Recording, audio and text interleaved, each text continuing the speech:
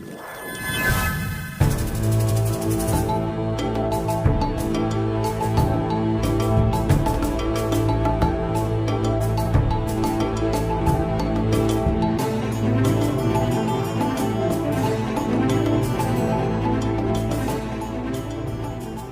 my dear friends, welcome back to Bhavadnyanantara.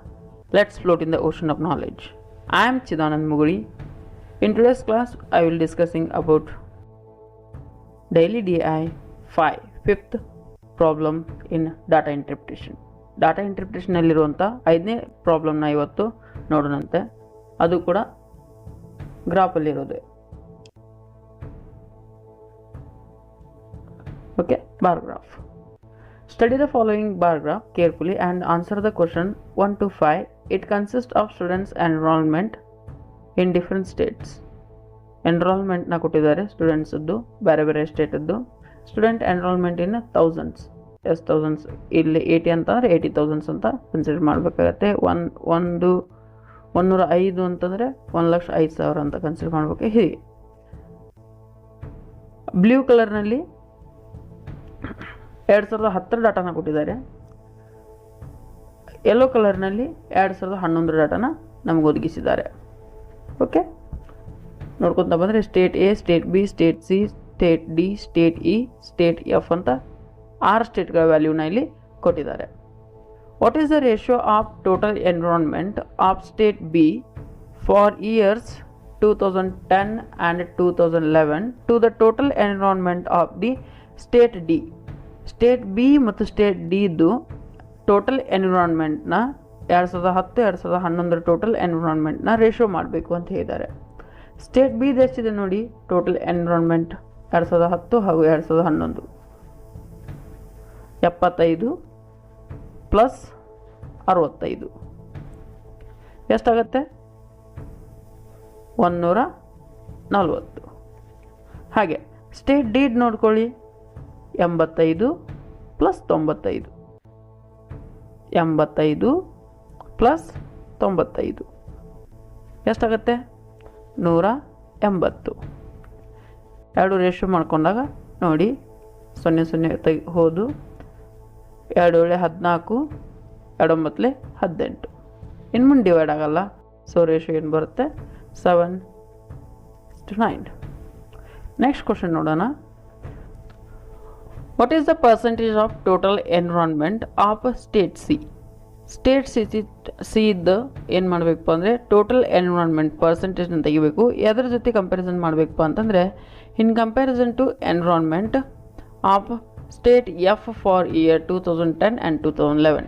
2010 ಮತ್ತು 2011ದ್ದು ಎರಡೂ ಡಾಟಾನ add ಮಾಡಿಬಿಟ್ಟು ಇದನ್ನು ಎದ್ರ ಜೊತೆ ಕಂಪ್ಯಾರಿಸನ್ ಮಾಡಬೇಕಪ್ಪ ಅಂತಂದರೆ ಸಿ ಜೊತೆ ಕಂಪೇರ್ ಮಾಡಬೇಕು. ಸಿದು ಎಷ್ಟು ಪರ್ಸೆಂಟೇಜ್ ಆಗುತ್ತೆ ಇದಕ್ಕೆ ಕಂಪೇರ್ ಮಾಡಿದ್ರೆ, ಎಫಿಗೆ ಕಂಪೇರ್ ಮಾಡಿದರೆ ಅನ್ನೋದನ್ನು ಕಂಡುಹಿಡಿಬೇಕಾಗಿರುತ್ತೆ. ಟೋಟಲ್ ಸಿದು ಎಷ್ಟಾಗುತ್ತೆ ನೋಡಿ, ಎನ್ರೋಲ್ಮೆಂಟ್ 110 ಪ್ಲಸ್ 95 ಅಂದಾಗ 205 ಸಿದು ಟೋಟಲ್ ಎನ್ರೋಲ್ಮೆಂಟ್ ಆಗುತ್ತೆ. ಹಾಗೆ ಎಫ್ದು ಎಷ್ಟಾಗುತ್ತೆ ನೋಡಿದ್ರೆ 80, 70, 80 ಪ್ಲಸ್ 70, 150. ಓಕೆ ನೋಡಿ, ನಾ ಸಿದು ಕಂಪ್ಯಾರಿಸನ್ ಮಾಡ್ತಾ ಇದ್ದೀನಿ ಎದ್ರ ಜೊತೆಗೆ, ಈ ಜೊತೆಗೆ. ಎದ್ರ ಜೊತೆ ಕಂಪ್ಯಾರಿಸನ್ ಮಾಡ್ತಿರ್ತೀವಲ್ಲ ಅದು ಕೆಳಗೆ ಬರಬೇಕಿಲ್ಲೇ.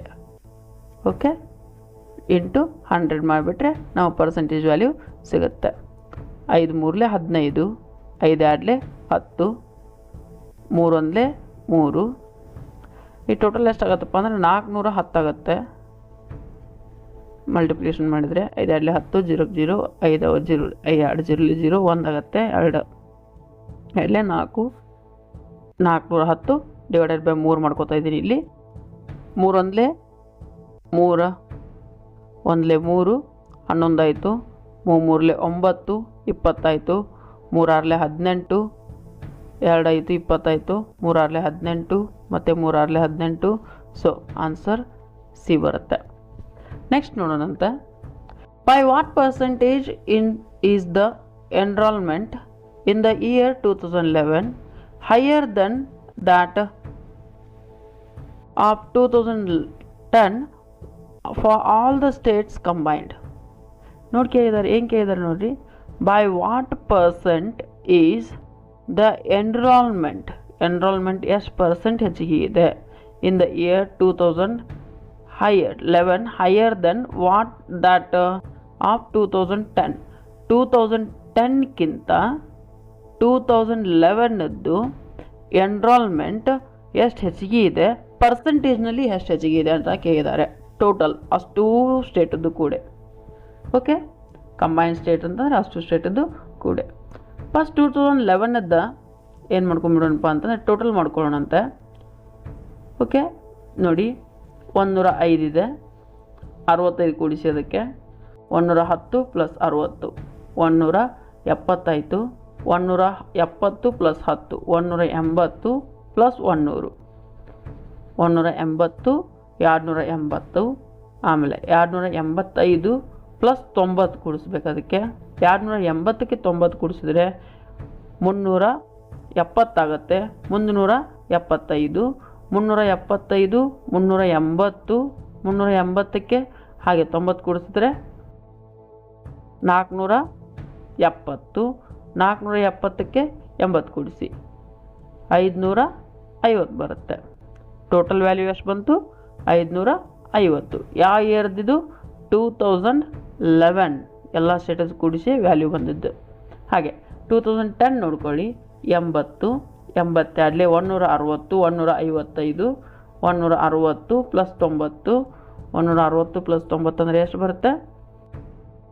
40 50 250 250 + 80 330 335 340 340 + 70 340ಕ್ಕೆ 70 ಕೂಡಿಸಿದ್ರೆ 410 410 + 70 ಟೋಟಲ್ ಎಷ್ಟು ಬಂತಪ್ಪ ಅಂತಂದರೆ 480. 2010 ವ್ಯಾಲ್ಯೂ.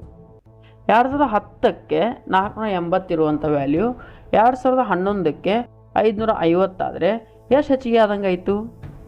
480 ಇದ್ದಂಥ ವ್ಯಾಲ್ಯೂ 550 ಆಗಿದೆ ಅಂತಂದರೆ 70,000 ಹೆಚ್ಚಿಗೆ ಆದಂಗೆ ಆಯಿತು. ಸೊ ಎಲ್ಲಿಂದ ಹೆಚ್ಚಿಗೆ ಆದಂಗೆ ಆಯಿತು? 480ರಿಂದ 70 ಹೆಚ್ಚಿಗೆ ಆಗಿ 550 ಆಗಿದೆ. ಸೊ ಬೇಸ್ ಇಯರ್ನ ನಾನಿಲ್ಲಿ ಕೆಳಗೆ ಹಚ್ಕೋಬೇಕಾಗತ್ತೆ ಪರ್ಸೆಂಟೇಜ್ನ ಕ್ಯಾಲ್ಕುಲೇಟ್ ಮಾಡೋಕ್ಕೋಸ್ಕರ. 2 0 ತೆಗಿತೀನಿ. 2 2 4 2 4 8 2 5 10. ಹೌದಾ? ಹಾಗೆ 2 1 2 2 2 4 2 3 6 2 5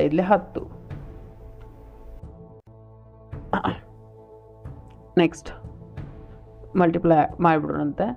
5 5 25 5 3 15 2 17 ಡಿವೈಡೆಡ್ ಬೈ 12 12 1 12 ಎಷ್ಟು ಉಳೀತು? 55 ಆಯಿತು. 12 4 ಅಂತಂದರೆ 12 4s 48. ಎಷ್ಟು ಉಳಿಯುತ್ತೆ? 55ರಾಗ 48 ಲೆಸ್ ಮಾಡಿದ್ರೆ 7 ಉಳಿಯುತ್ತೆ. 70 ಆಗುತ್ತೆ. 12 5 60 12 6 72 ಆಗುತ್ತೆ. 12 5 ಕ್ಯಾಲ್ಕುಲೇಟ್ ಮಾಡಬೇಕಾಗತ್ತೆ. ಸೊ 15 ಆನ್ಸರ್ ಅಂತ ಕನ್ಸಿಡರ್ ಆಗುತ್ತೆ ಇಲ್ಲಿ. ಓಕೆ, ನೆಕ್ಸ್ಟ್ ನೋಡೋಣಂತೆ. Question number 4. Which of the following state has shown the highest increase in student environment from year 2010 to 2011? 2010ಲಿಂದ 2011ಗೆ ಅಬ್ಸರ್ವ್ ಮಾಡಿದರೆ ಯಾವ ಇಯರ್ನಲ್ಲಿ ಹೆಚ್ಚಿಗೆ ಇನ್ಕ್ರೀಸ್ ಆಗಿದೆ ಅಂತ ಕೇಳಿದ್ದಾರೆ. ಇಲ್ಲಿ 80ರಿಂದ 105 ಹೋಗಿದೆ. ಇದನ್ನು ನೋಡಿದ್ರೆ ಇದೇ ಹೆಚ್ಚಿಗೆ ಅನಿಸುತ್ತೆ. ಆದರೂ ಒಂದು ಚೆಕ್ ಮಾಡಿಬಿಡೋಣ ಅಂತ. ಇದು ಕಡಿಮೆ ಆಗಿದೆ, ಇಲ್ಲಿ ಕಡಿಮೆ ಇದೆ, ಇಲ್ಲಿ ಕಡಿಮೆ ಇದೆ, ಇಲ್ಲಿ ಹೆಚ್ಚಿಗೆ ಇದೆ. 90ರಿಂದ 75ರಿಂದ 90 20 ಆಗಿದೆ. ಇಲ್ಲಿ ಎಷ್ಟಾಗಿದೆ ನೋಡಿ? 80ರಿಂದ 105 25,000 ಹೆಚ್ಚಿಗೆ ಆಗಿದೆ. ಇಲ್ಲಿ 10 ಅಷ್ಟೇ. ಅಂದರೆ ಇದನ್ನ ಕಂಪೇರ್ ಮಾಡಿದ್ರೆ ಇದು 25 ಸ್ಟೇಟ್ ಇ, ಇದು 25 ಇದೆ ಸ್ಟೇಟ್ ಎ. ಅಂದರೆ ಸ್ಟೇಟ್ ಎನ ಹೆಚ್ಚಿಗೆ ಆಗಿದೆ ಅಂತ ಹೇಳ್ಬೋದು. ಇಲ್ಲಿ ಇದನ್ನು ನೋಡಿ ಕ್ಯಾಸ ಆನ್ಸರ್ ಮಾಡ್ಬೋದಾಗಿತ್ತು. ಈಸಿ ಒಮ್ಮೆ ಬಂದುಬಿಡ್ತವೆ, ಏನು ಮಾಡೋಕ್ಕಾಗಲ್ಲ.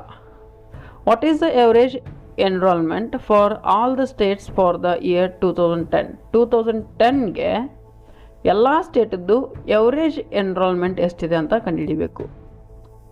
ಎವರೇಜ್ ಎನ್ರೋಲ್ಮೆಂಟ್ ಅಂತ ಕಂಡುಹಿಡಿಬೇಕಾದ್ರೆ ಏನು ಮಾಡಿಬಿಡೋಣ ಅಂತಂದರೆ ಇಲ್ಲಿ ವ್ಯಾಲ್ಯೂಸ್ನ ನೋಡ್ಕೊಳ್ಳೋಣಂತೆ. 95 ಇದೆ, 90 ಇದೆ. ಹಂಗಾದ್ರೆ ನಾನು ಅಸ್ಯೂಮ್ಡ್ ಮೀನ್ನ 85 ಅಂತ ತೊಗೋತಾ ಇದ್ದೀನಿ. ಅಸ್ಯೂಮ್ಡ್ ಮೀನ್ 85 ಅಂತ ತೊಗೋತಾ ಇದ್ದೀನಿ. 80ಕ್ಕಿಂತ 85 5 ಹೆಚ್ಚಿಗೆ ಇದೆ. ಅಸ್ಯೂಮ್ಡ್ ಮೀನ್ಗಿಂತ 5 ಕಡಿಮೆ ಇದೆ 80. ಆಮೇಲೆ 75 ಅಂದರೆ 10 ಹೆಚ್ಚಿಗೆ ಇದೆ ಅಸ್ಯೂಮ್ಡ್ ಮೀನ್. ಹಾಗೆ 95 ಅಂದರೆ 10 ಕಡಿಮೆ ಇದೆ 95ಕ್ಕಿಂತ. 85 ಅಂದರೆ 0 ಹೆಚ್ಚಿಗೆ ಇದೆ. 75 10 ಹೆಚ್ಚಿಗೆ ಇದೆ. ಹಾಗೆ 70 ಅಂದರೆ ಟೋಟಲ್ 80 ಆಗಬೇಕಾದ್ರೆ 10 ಕೂಡಿಸ್ಬೇಕು, 15 ಹೆಚ್ಚಿಗೆ ಇದೆ. ಓಕೆ, ಈ 10 ಕ್ಯಾನ್ಸಲ್ ಆಯಿತು. ಹಾಗೆ ಯಾವ ಕ್ಯಾನ್ಸಲ್ ಆಗೋ ಇಲ್ಲ. ಇನ್ನು ಮುಂದೆ 5 15 20 -20 -10 ಎಷ್ಟಾಗತ್ತಪ್ಪ ಅಂತಂದರೆ -30 ಡಿವೈಡೆಡ್ ಬೈ 6. 6 1 6 5 30 ಅಂದರೆ ಅಸ್ಯೂಮ್ಡ್ ಮೀನ್ಲಿಂದ ಪಡೆದುಕೊಂಡಂಥ ಎವರೇಜ್ ಎಷ್ಟಾಯ್ತಪ್ಪ ಅಂದರೆ -5. 85 -5 ಮಾಡಿದಾಗ ನಮಗೆ ಬರುವಂಥ ವ್ಯಾಲ್ಯೂ ಏನಾಗಿರುತ್ತಪ್ಪ ಅಂತಂದರೆ ಎವರೇಜ್ ಆಗಿರುತ್ತೆ. ಅಷ್ಟು ಏರ್ದು ಕೂಡಿಸ್ತಾ ಬರುವಂಥ ಎವರೇಜ್. ಇವತ್ತಿನ ಕ್ಲಾಸ್ನಲ್ಲಿ ನಾವು 5ನೇ ಪ್ಯಾರಾಗ್ರಾಫ್ನ ಕೇರ್ಫುಲ್ಲಾಗಿ ಬಿಡಿಸಿದ್ದೀವಿ. Your success is our mission. Welcome to ಭವಜ್ಞಾನಾಂತರ,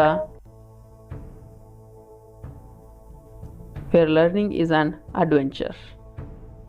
ನಿಜವಾಗಿಯೂ ಇದೊಂದು ಅಡ್ವೆಂಚರೇ ಆಗಿರುತ್ತೆ ಲರ್ನಿಂಗ್ ಅನ್ನೋದು. Thank you one and all. Meet you tomorrow.